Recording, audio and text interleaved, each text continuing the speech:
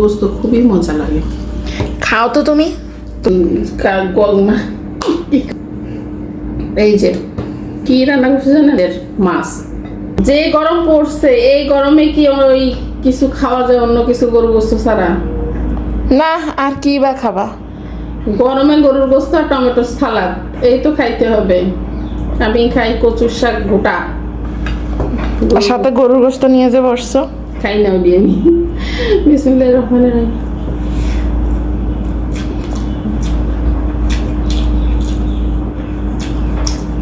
শোনো নদী, শুনবো না।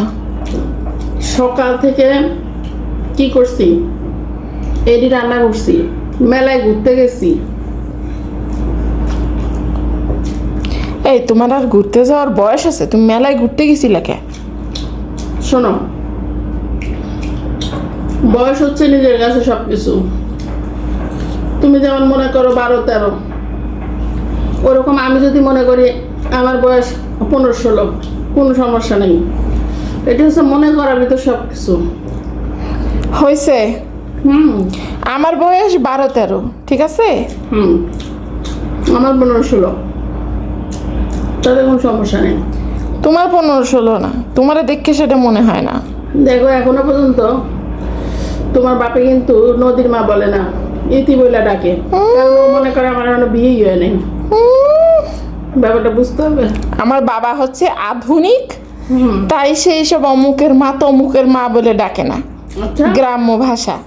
তাই নাকি? আমার বাবা এই জন্য নাম ধরে ডাকে। এটা বলো না। শোনো, গ্রামের মানুষ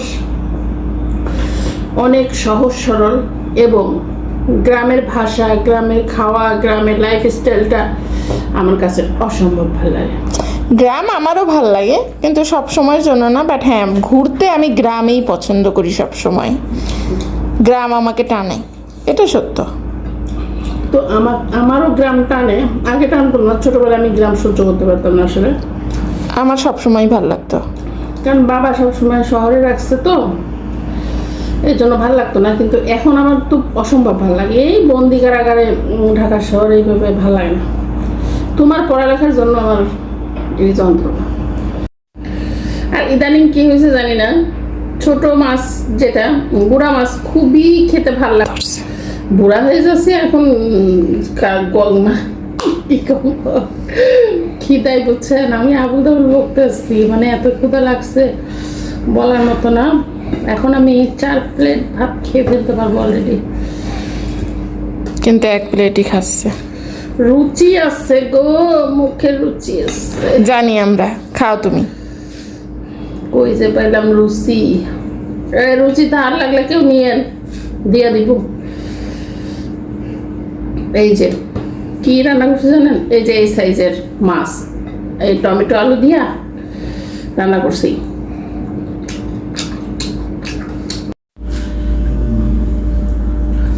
টমেটো সালাদ দিয়ে গরুর গোস্ত খুবই মজা লাগে। খাও তো তুমি, তোমার সবই মজা লাগে।